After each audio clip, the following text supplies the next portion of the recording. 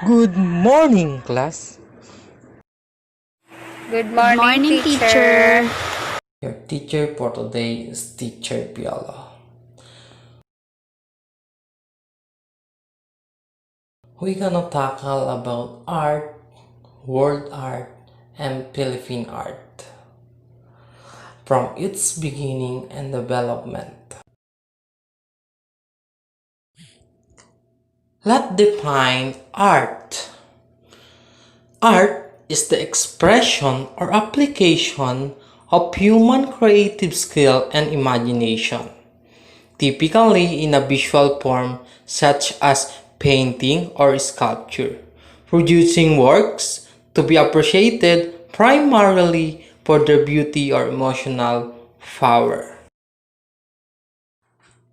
World history of art. First is the prehistoric era. Before written records were kept, the earliest artifacts come from the Paleolithic era or the Old Stone Age in the form of rock carving. Second is the Ancient era. This art was produced by advanced civilization, which in this case refers to those with established written language.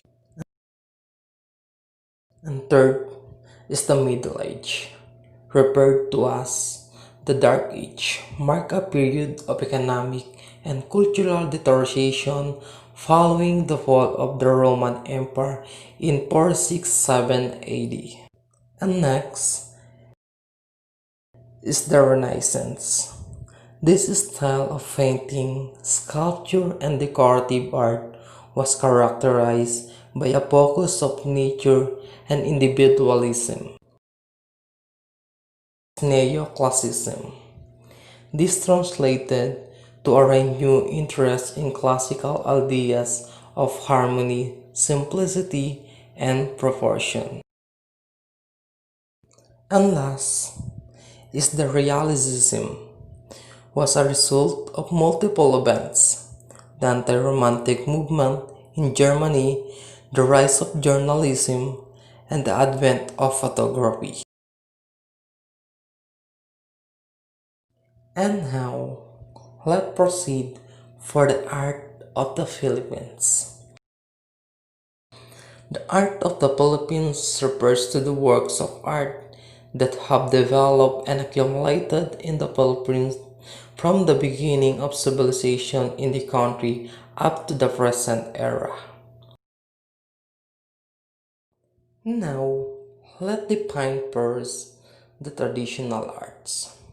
Traditional arts in the Philippines encompasses folk architecture, maritime transport, weaving, carving, folk performing arts, folk literature, folk graphic and plastic arts, ornament, textile, or fiber art. The example of traditional art, the Espolarium, is a painting by Filipino painter Juan Luna. Luna, working on canvas, spent 8 months completing the painting, which depicts dying gladiators. Let's proceed from the history of contemporary art of the Philippines. Contemporary art in the Philippines marked by the conflict between the rules and views of the academic and the innovative methods of the modernists. The example of contemporary arts of the Philippines, made by Ronald Ventura, is a contemporary artist from Manila with a bachelor degree of fine arts in painting from the University of Santo Tomas. He initially taught in the same school after graduating but found his true calling as a visual artist after his first solo exhibition. Do you understand? Opo. Now, I want you to all my students, what is your ideas about art? Yes, Miko. For me, the art is the way to express your feelings, emotion, and imagination. For you to create your own art. Art is extensive. It is not just focused on the one object. Yes, Lawrence. Art is generally understood as any activity or product done by people with a communicative or aesthetic purpose. Apart from the definition of arts, it is also one of the ways of introvert person expresses their talents and abilities. Yes, Miss Amaga.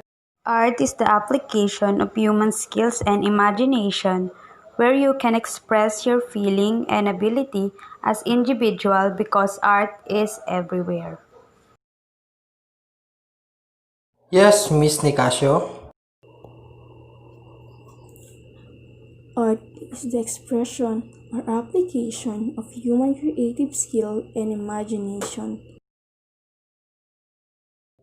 Very good.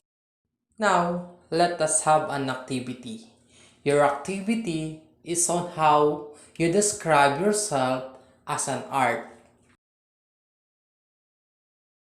Yes, Lawrence.